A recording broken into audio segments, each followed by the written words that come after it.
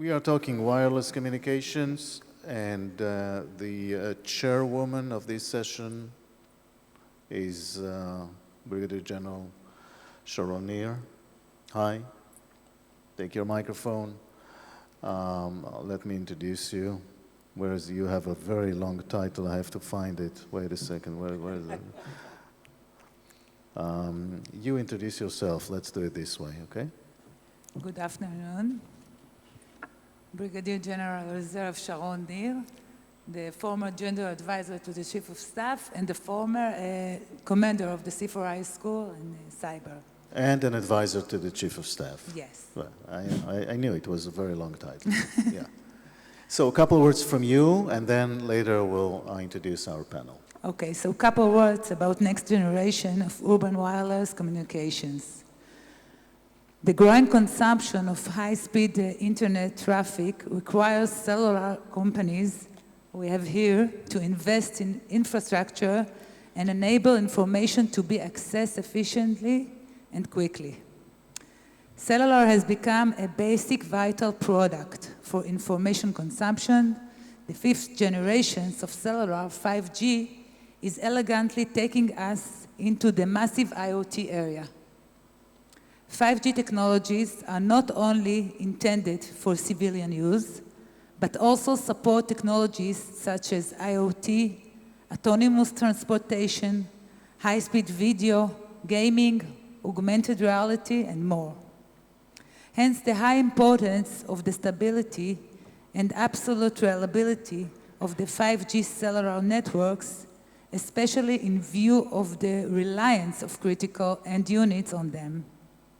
For example, traffic lights and autonomous vehicles, equipment for performing a video range of medical procedures and live video over them, and more. In sum, since we have already passed from goat passes to the information superhighway, 5G technology takes us one step further and actually becomes the enabler of autonomous capabilities and automation in general. Thank you, Sharon. Let's start. Okay, by introducing our panel members here, let's start with you, Shlomi, Nokia. A couple of words about yourself and the company. Company we know, yeah. Shlomi, Angi, I'm the CTO of Nokia here in Israel. And as you may know, Nokia is a worldwide leader, end-to-end solution provider in both fixed, mobile IP optics, cloud infrastructure and application. We're very proud of our cloud R&D center here in Israel. Yeah, so it's a major infrastructure company. It's not the Nokia, the phones that exactly, we yes, are usually that's a good familiar point. with. Yeah, usually people familiar with, that's another company that we gave them the rights to use the logo for the phones. Right. Alon, Ericsson, the competitor. So yes, Alon Berman, CEO, Ericsson Israel. Ericsson is the world leader in the telecoms. Company exists more than 140 years, works in more than 180 countries. And also in Israel, we are responsible for telecom infrastructure. Great. Nati? Nati Cohen. I was the Director General of the Communication Ministry. I was the head of the C4I, the J6 of the IDF. Now I'm a chairman of CyberIL. And if we talk about 5G, so we created I will say the enabler that now all the companies will put the 5G in Israel. And now, as a chairman, I'm secure all the IoT with our company. Thank you. And Eli. I'm Lizarovic. I'm the head of products in Airspan. Airspan is the small competitor of Nokia and Ericsson. We are doing 4G and 5G infrastructure. It is an American company, but we have a big R&D center here in Israel with over 300 people. And just lately, we did an IPO in the New York Stock Exchange. Thank you. Okay. I really wanted to ask you, where is 5G? I've seen commercials months ago. I've seen Pelephone commercial, I've seen partner commercial, many commercials. Where's 5G? That's a very good point. 5G is there. 5G is there all over the world, and Israel is now catching up after the rest of the world. However, it is also a matter of perception. Nati shared with me a story during lunch that he asked his friend, what is 5G for you? He said, something for the kids, another 10 shekels a month. If people think that 5G is just another 10 shekels for a month of just increasing the bit rates, that's a huge mistake. Because when those companies, those cellcoms, hot mobiles, Pelephone and partners, when they build the network, they want to monetize it. It's huge investments, and they need to monetize it. It's not enough to talk about increasing the speed in order to justify the heavy investment. You need new growth engines. And what are those growth engines? One of the growth engines is massive IoT, or the ability to support, for example, smart city. Think about 1 million devices per square kilometer. Tel Aviv area, if I'm not mistaken, is 51 square kilometers. Think about 51 million different devices that need to be served in that space. You can't do it with 4G. You neither cannot do it with the first phase of 5G, but you will be able to do it soon. And the last thing about it, 5G will also be able to support you to guarantee bitrate, to guarantee latency, to guarantee reliability, and to guarantee security, which are very important for mission critical. That's all fine, and we'll talk about it, but I want to ask you, Alon, where is 5G in Israel? Well, 5G in Israel is in early deployment phase. And indeed, in other markets around the world, it's in much more advanced situation. Let's say in Korea, South Korea, for example, more than 90% of the population is already covered with 5G. Same China, US are going there big time. In Israel, it started slowly. We hope it will catch up soon.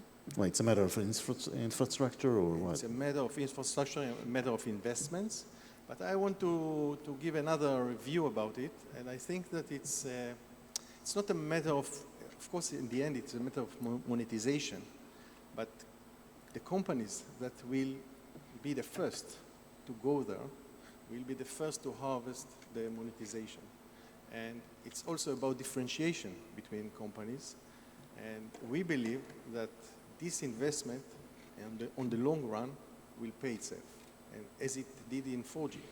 So I would say that it's inevitable for the companies to invest, and the ones that will do it better and faster will be the winner. So if there's a competition, I'm just, as a user, I bought an iPhone 12, it was 5G, nothing happened since. If there is such a great competition, how come it's so slow?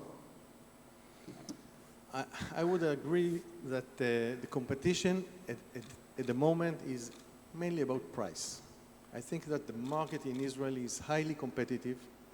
There are many players, much more than in other countries, and the balance of the network of the market is not there yet. Mm-hmm. So the balance between investments and competitions that benefits the consumer.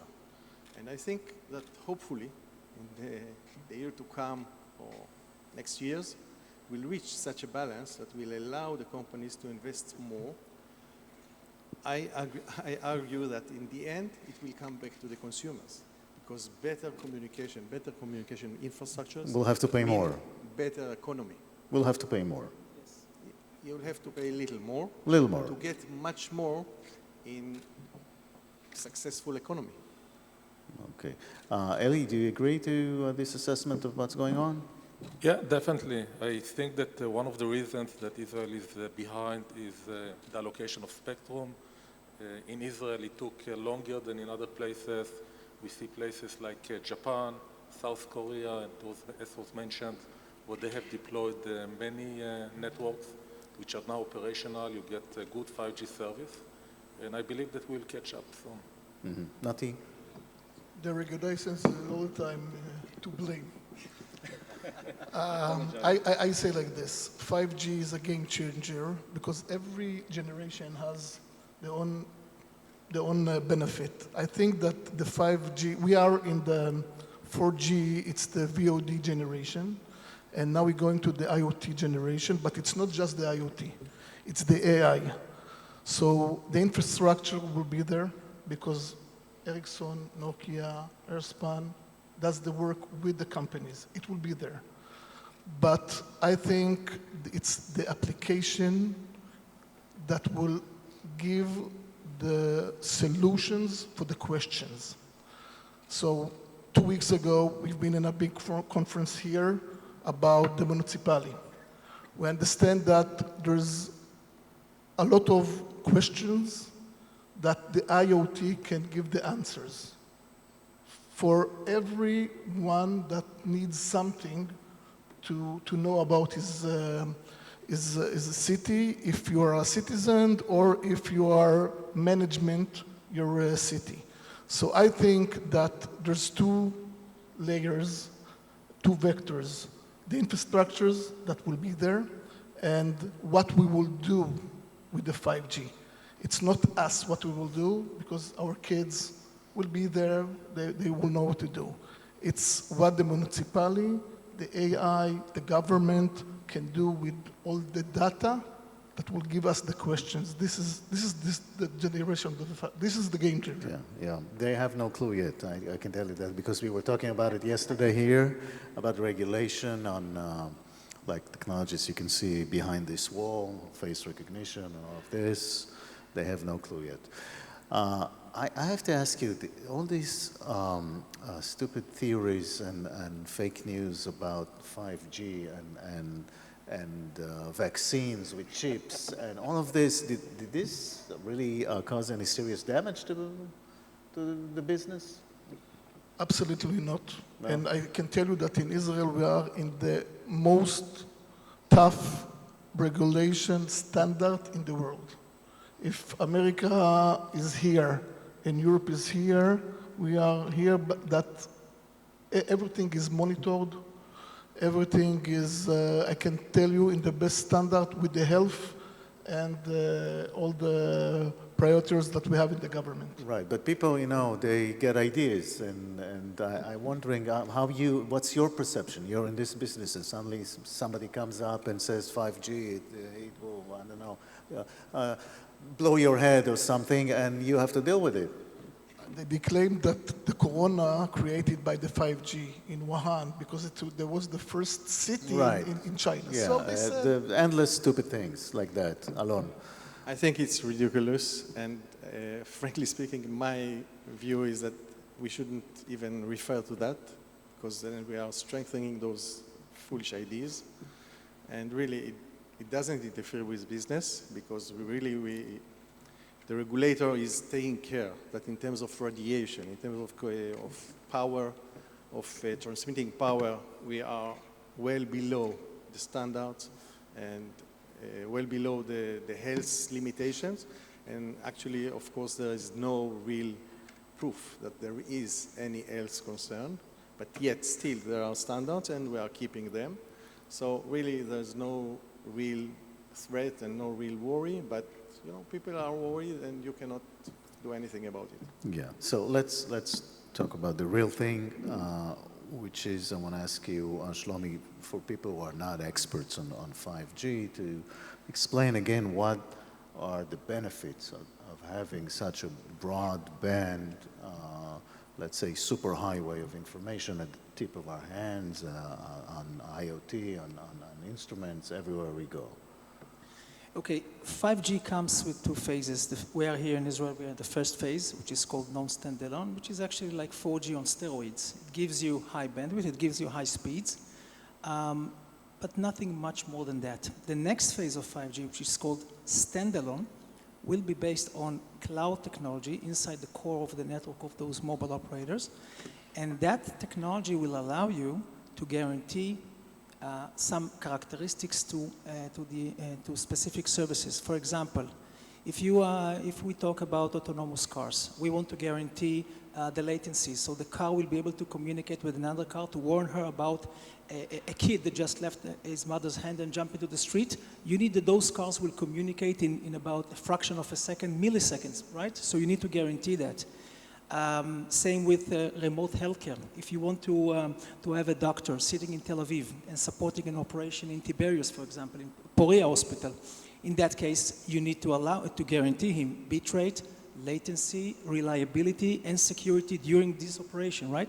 So those kinds of applications will enable monetizing the 5G and will also justify the investments. Okay, then that's just the tip of the iceberg. This is the tip of the iceberg, Right. absolutely. I want to ask you, Alon, it does need a different kind of distribution of the infrastructure. Tell us about that in terms of placing antennas and so forth. So I'm not sure I understand the question, but I will answer what I think. Okay. Okay. So in terms of deployment, first of all, 5G goes on top of the current grid. So they were talking about densification, needs for densification of sites and so on. So the first phase is actually using the existing grid of sites, antennas, and so on, just with new equipment. And actually, this alone can give very big benefits in terms of data rate, in terms of services, and so on. We do foresee in the future, especially going towards 6G, that there will be more densification of sites, because if you want to go higher in terms of frequencies, in terms of to get higher data rates, I would say, budget of communication is limited, so you need to get closer to the customer in order to give high data rates. So in the future, we do see densification of sites, and it will be very important for the regulator to allow new sites acquisitions, to allow those sites deployed. We are talking about urban networks. So in order for urban networks to really reach the next level, there will be a need for more sites to be deployed, and there will be a need for the regulator to allow that to the cellular companies. Right. I don't want to get too technical, Eli, but isn't 5G supposed to be more on radio frequencies and therefore in a different configuration, or am I off the grid? So 5G in general is on the same radio frequencies. However, due to the nature of 5G to use wider bandwidth, the situation is that you need to allocate channels in higher frequency. And due to the physics, when you go to higher frequencies, of course, you need to have many more base stations. One of the options to deploy easier 5G base stations is something that is now defined in the standard, which is called IAB, Integrated Access and Backhaul. So actually you have a base station that includes both the access and the backhaul capability, which then allows a lot of flexibility because you don't need to bring fiber or any other infrastructure. You just connect to the power and then it is automatically ramping up and start operating. So hopefully this will simplify all the deployment of the next generation base stations. Yeah. I would like to add something. And going back to what Alon said about densification. Think about your house, for example.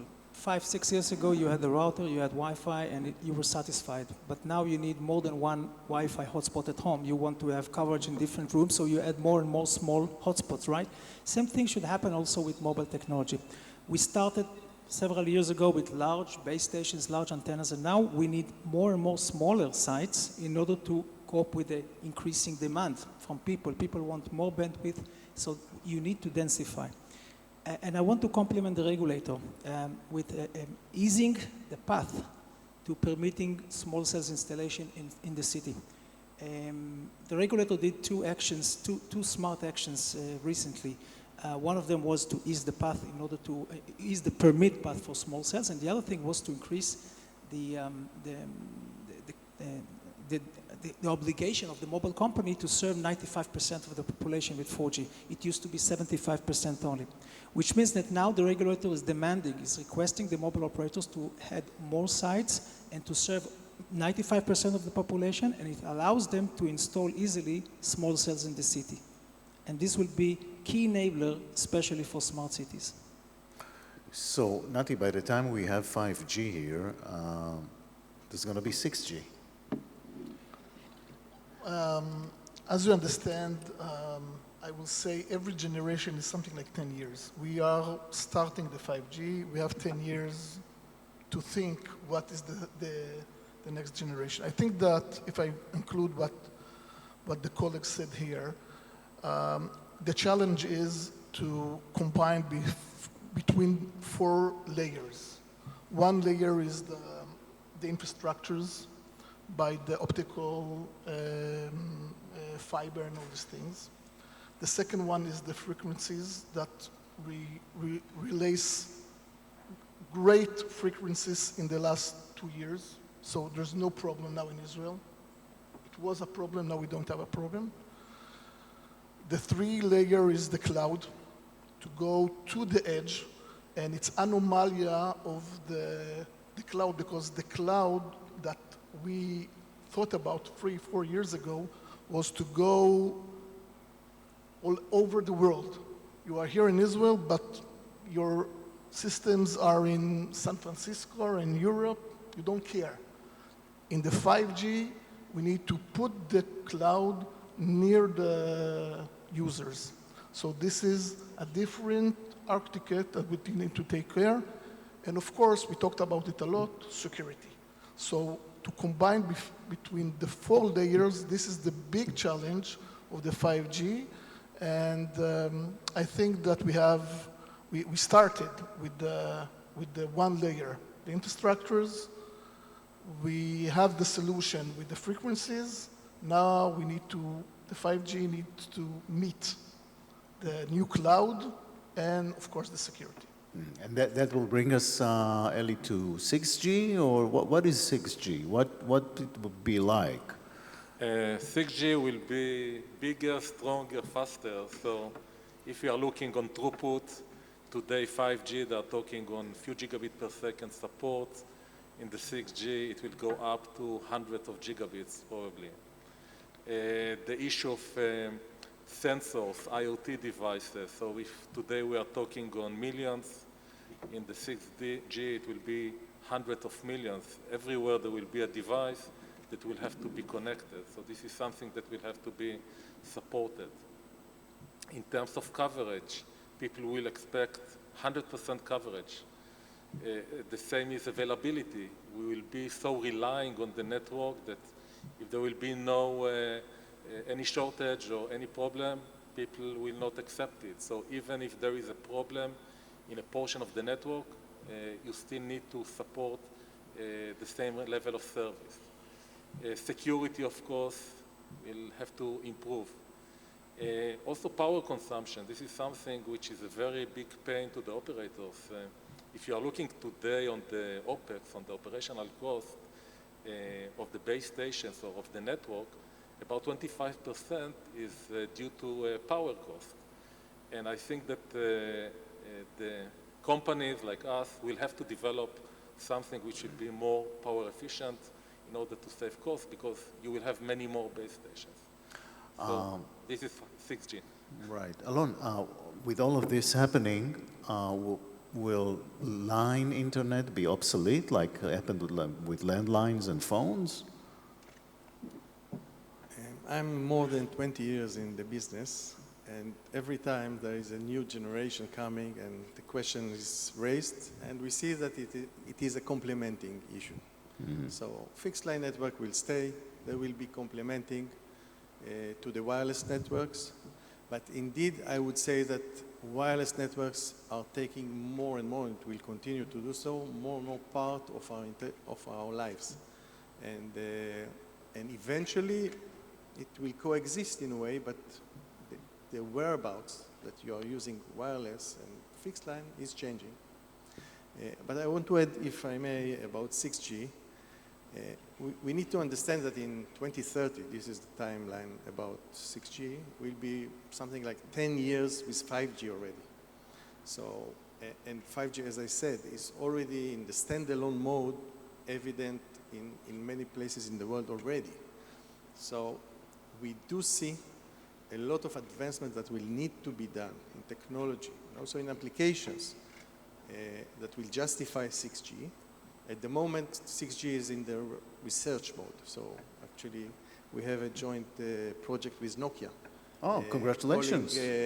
Called the HexaX, that we are researching what will be 6G. But there are many concepts coming in, and maybe one interesting is to use the cellular network, the wireless network, also for sensing. So actually, something what we are not doing today, so create from the sites a sort of a radar network that will enable sensing the environment and actually getting much information into the network and into the application from something that now doesn't exist. So this is a new thing. And of course, part of it will be stronger or the putting full potential for notions and concepts that we have already in 5G. Because 5G will get us so far, and some of the concepts will not be full unless you do another leap. And this is what wireless communication is about. Yeah, Shlomi. I fully agree with you.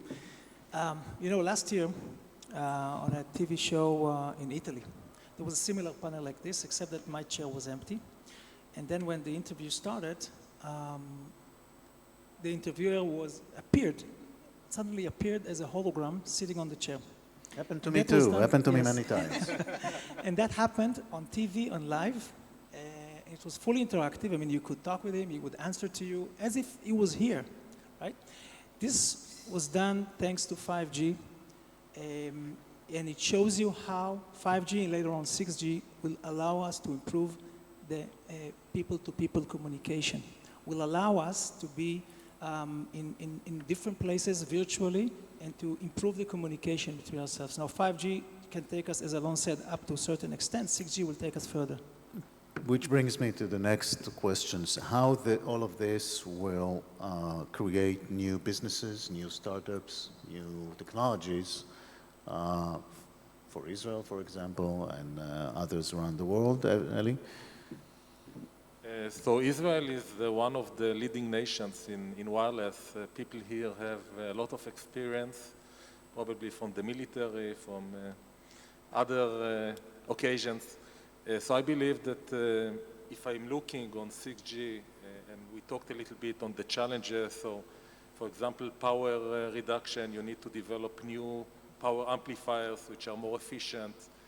To support this high throughput, you need probably to go into higher frequencies, higher spectrum, so again, new technologies. And I think that here in Israel you have so much creativity that will be a kind of an opportunity to many startups to and applications, not only this itself, applications like in health, surgery, remote stuff like that. This is whole industries that are going to get a huge leap. Yeah, this is correct. And I would say that when we are looking to 6G, we are seeing a sort of a horizontal infrastructure that will be embedded in all industries. So it's not just the telecom vertical that is going to benefit from that. It will be something that will be embedded in all industries and actually will become a sort of a compute and communication fabric that is running everywhere. And actually, one of the opportunities here is for applications and actually developers that will get access to this infrastructure in order to develop applications on top of that. We are talking, for example, on a concept of hosted distributed application. So actually, developers will be able to develop applications that will run on different parts of the network.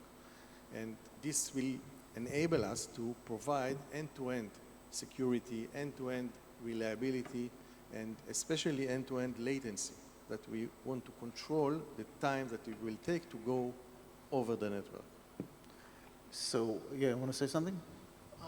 We talked about 6G, so I can tell a story 3 years ago. When I was the Director General of the Communication Ministry, we had a big conference, the ITU conference in Dubai. When we cannot go to there like today. So we had a special delegation that went to there.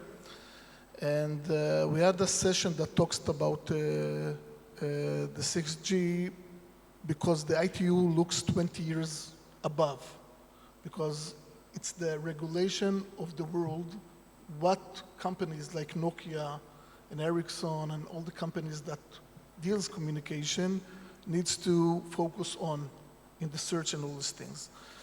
And the solution, the results were that we have enough challenges in the 5G. Let's talk in the next conference about 6G. So I want to say that you asked, where's the business? Where's the money in the 5G? I don't think it's for us or our kids. It's how to use smartly the data, because the data will be there. Everything will be collected by the ITU and the 5G, and we can bring it and we can push it to the end users. The application will be the businesses of every infrastructure, if it's mobility, if it's cars, trains, and more, they will be, will be the business, the cars, the trains, how we will shop, what like we will do, we don't have enough data today, we'll have huge amounts of data. Right. Now, yeah. The data will run after us. Yeah. Yeah, going back to this business case thing, Nokia has about almost 400 private networks, private wireless networks in ports, in factories, and so on. About 20% of them are already using 5G radio inside the factory or inside the port. You can actually see how the productivity and the safety of these facilities was significantly improved thanks to this private wireless network inside them. I think in Israel we already started, but it is still very small. We need to push it further. I would like to see many more industries, ports, factories, and so on embracing this approach and building their own private wireless network. They have to do it with a mobile operator, for sure, because the mobile operator not only controls the spectrum, but also have the experience to do so. But still, it will be a controlled environment, secure environment, and reliable one. And this will also improve, this will also contribute to the economy of the country. It will also invite startups to develop applications for this specific market. Okay, you know, I was wondering, you know what Elon Musk is doing, right, with the satellites and the internet. Is this your nightmare, or it's just a game? I don't think it's a game. I think Elon Musk showed that he's not playing and he can deliver. But again, going towards 6G, we do see another benefit that we would like to bring, which is coverage. We would like networks to be available everywhere. And wherever you are, whenever the application is, to be able to use whatever bandwidth, whatever latency the application needs. And in order to do so, the next generation networks will be a collection of networks. It won't be only wireless network. It will be a seamless connection with Wi-Fi networks, with satellite networks, and actually for the benefit of everything. And indeed, the economy is, the industry is talking about ecosystem, about partnerships, about open systems. So this is where we're going, and it's a complementing business. It will have to coexist, and you know, there's the term competition. This is where we are living. Right. So you both agree also? Definitely, we see in the future such non-terrestrial base stations taking place as part of the network. Actually, we in Airspan have a few projects that we put 5G and 4G base stations on UAVs and provide some coverage and services for Africa, for military uses. So definitely this is a good idea, and I believe that it will happen sooner than later. I can say that I think the civilians will know how to use the 5G. I think the big challenge now is the military and the police. They are not there yet. and the first responders. This is a big issue now in Israel. We are before a big tender in the military, in the police, because they need to go from the frequencies that they are there to another frequency. So will be the next thing of the 5G, the first responders. And before we say goodbye, I must say, well, you were the one who was in the government, so it's about time that the startup nation will get its infrastructure of the internet a little bit better and faster, isn't it? We are there. We are there, or? The regulation is enabled, and it did it. In all the layers, you can ask Shlomi and Alon. Yeah, when? Well, absolutely. I think that in the past 2-3 years, there was significant improvement. 2-3 years ago, Israel was ranked around 94, 96 out of 100 nations in terms of 4G and 3G services. Now we are close to the 60th place, so we improved significantly, but still we have a long way to go. And I agree with you, Israel as a startup nation deserves to be much, much higher. It requires changing the mindset. Think about countries, advanced countries such as South Korea, Japan, China, and US. They have 2 tiers of operators. Operators who compete on quality and virtual operators who compete on price. The first layer, the tier ones, you will always find between 2 to 4 companies only. Even in China, even in Japan, in South Korea and in US, there are only 4 companies, up to 4 companies that are competing on quality. In Israel, we have 5 because Cellcom now merged with Golan. The competition here is too high. We need to get more close to more advanced countries, and we have to have these 2 layers of operators. This will boost the investment in Israel, because people who are willing to get better quality and willing to pay more, today they cannot do that because all the networks are almost the same. All right. So when, Alon, what's your analysis? I would say that in 2-3 years from now, we'll have decent 5G in Israel.